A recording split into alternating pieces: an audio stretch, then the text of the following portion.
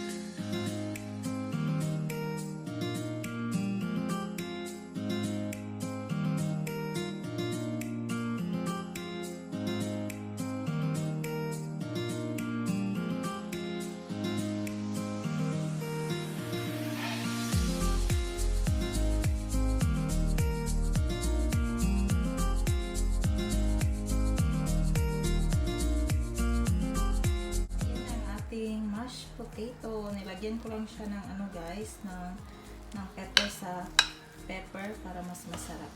So, ayan na.